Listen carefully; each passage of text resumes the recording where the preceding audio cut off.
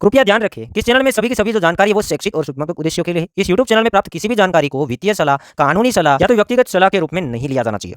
Bitcoin का price $15,000 जाएगा, $10,000 जाएगा, ये सुनने में अच्छा लगता है। ऐसा सही में देखा जाए तो बिटकॉइन का प्राइस $25,000 से नीचे भी ज़्यादा दिन अगर गया भी तो टिक नहीं पाएगा, क्योंकि उसके ऊपर हमसे भी ज़्यादा खरीदने वाले बड़े लोग बैठे हैं। ऐसा क्यों है, आइए देखते हैं इस वीडियो के अंदर। चलिए दोस्तों, क्रिप्टो मार्केट के अंदर बड़ी बड़ी वेल बिटकॉइन को अक्लूमेंट कर रही है। बड़ी बड़ी वेल के बारे में बात करेंगे तो कुछ वेल ऐसी है उसने $29,000 के ऊपर बिटकॉइन को अक्लूमेंट किया है। कुछ वेल ऐसी है उसने 26-27 हज़ार डॉलर के ऊपर एवरेज किया हुआ है, बट बिटकॉइन का प्राइस उसकी एवरेज प्राइस से नीचे है। तो यहाँ पर सवाल ये आता है कि ये वेल ऊपर से खरीद रही है और फिलहाल बिटकॉइन तो नीचे है, वो वेल क्या लॉस में सेल करेगी, क्या करेगी इस बिटकॉइन का? क्यों उसने 29,000 में खरीदा, फिर 26-27 में खरीदा और अभी बिटकॉइन का प्राइस $25,000 है, ऐसा क्यों वो कर रही है? पहले तो हम बात करेंगे तो एक वेल ने यही दिनों के अंदर अगस्त महीने के अंदर लास्ट 2 वीक की बात है, वहां पर उसने $1.5 बिलियन वर्थ के बिटकॉइन को अक्लूमेंट किया है। फिलहाल यहाँ पर जो वर्थ निकलता है $1.5 बिलियन वर्थ के एक वेल ने बिटकॉइन को खरीदा है और यहाँ पर कहा जा रहा है कि वो वेल के पास टोटल जो बिटकॉइन का सप्लाई है उनमें से 0.1% सप्लाई है, अकेले एक एड्रेस के अंदर होल्ड है।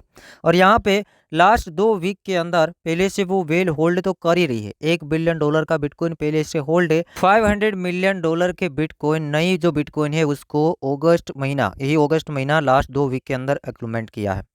$500 मिलियन का बिटकॉइन एक वेल ने खरीदा। और आपको पता है कि लास्ट 2 वीक के अंदर बिटकॉइन का प्राइस क्या रहा है, तो 26 से लेके 28 के बीच में ट्रेड हुआ है। तो ये वेल ने कहीं $27,000 में खरीदा होगा, 28,000 में खरीदा होगा, 26 में भी खरीदा होगा। तो इस वेल ने $1.5 बिलियन वर्थ के बिटकॉइन खरीदे हैं, जो कि करंट प्राइस से ऊपर की प्राइस में यहाँ पर खरीदा हुआ है, ये आर्टिकल के अंदर बताया गया है। यहाँ पर वेल के बारे में बात करेंगे तो माइकल सेलर माइक्रो स्ट्रेटजी के फाउंडर $4.6 बिलियन वर्थ के बिटकॉइन को होल्ड करते हैं। मतलब कि बिटकॉइन के जो आंकड़े हैं 1,52,333 बिटकॉइन को होल्ड करती है माइक्रो स्ट्रेटजी। और फिलहाल यही दिनों के अंदर अप्रैल मई महीने के अंदर यहाँ पर देखे तो उसने नए 12,000 जितने बिटकॉइन खरीदे हैं। माइकल सेलर ने 12,333 बिटकॉइन, जो कि अप्रैल के अंदर बिटकॉइन का प्राइस 29,000 $30,000 के ऊपर ट्रेड कर रहा था, तो सेलर ने वहाँ पे क्यों खरीद लिया? अभी तो 25 आ गया, ऊपर खरीद के वो क्या कर रहा है, अपने आप को लॉस में डलवाना चाहता है? बिल्कुल नहीं। यहाँ पर हम आगे देखते हैं, इसका एवरेज प्राइस निकलता है पूरे के पूरे जो बिटकॉइन है उसका एवरेज जो प्राइस निकलता है वो यहाँ पर बताया गया है $29,672, जो कि एक्सपर्ट ने निकाले हुए आंकड़े। तो ये आंकड़े सही है, क्योंकि आपको पता है कि बिटकॉइन एक ऑन चेन है, ब्लॉकचेन के अंदर देखा जा सकता है। बड़े बड़े लोग बिटकॉइन जब खरीदते, बेचते, ट्रांसफर करते, वो दिखता है, पूरा पूरा आंकड़ा रहता है बड़े बड़े एक्सपर्ट के पास। तो इसका एवरेज बाइंग $30,000 के ऊपर है और तकरीबन माइक्रो स्ट्रेटजी ने 1,52,800 बिटकॉइन को खरीदा है। People are asking me whether or not I'm still bullish on Bitcoin.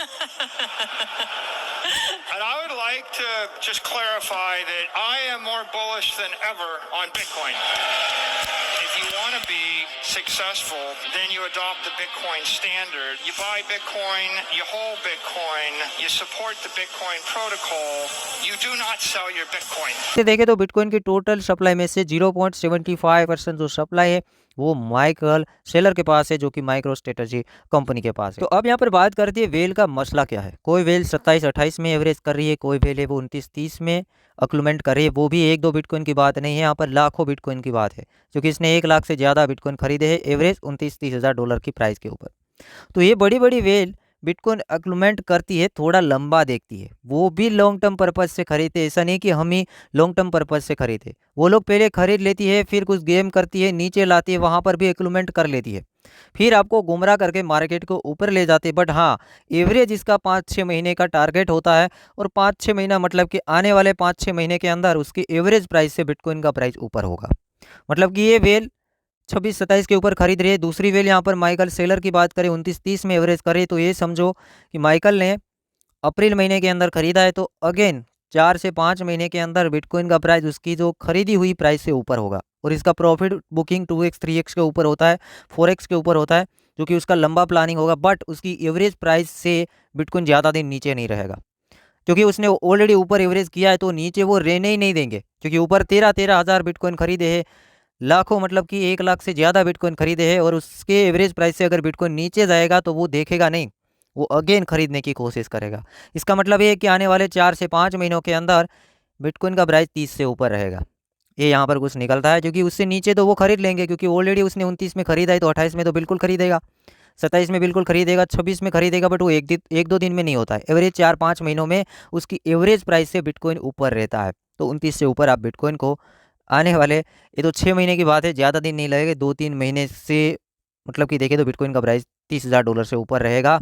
ये बड़ी बड़ी वेल की ये खरीदी हुई एक इंडिकेशन यहाँ पर हमें मिल रही है। यहाँ पर हमें ये सीख मिलती है कि वेल कहाँ पे पहले तो खरीद रही है, कितने बिटकॉइन खरीद रही है। फिर डाटा को वेरीफाई करना इंपॉर्टेंट है कि कौन से आर्टिकल ने इसको डाला है। ये बड़े बड़े आर्टिकल है, वो ठीक न्यूज़ डालते हैं, तो भी एक बार हमें वेरीफाई करना है। फिर ये समझना है कि वेल उसके ऊपर खरीद रही है बड़े लेवल पे, तो उसके बाइंग प्राइस से अगर बिटकॉइन नीचे जाएगा तो वही वेल उसको नीचे नहीं रहने देंगी, क्योंकि ऑलरेडी उसने ऊपर खरीदा है, तो नीचे वो नहीं छोड़ेंगी। और ज़्यादा दिन उसके बाइंग प्राइस से, उसकी एवरेज प्राइस से बिटकॉइन नीचे नहीं रहेगा। ये यहाँ पर सीखने को मिलता है।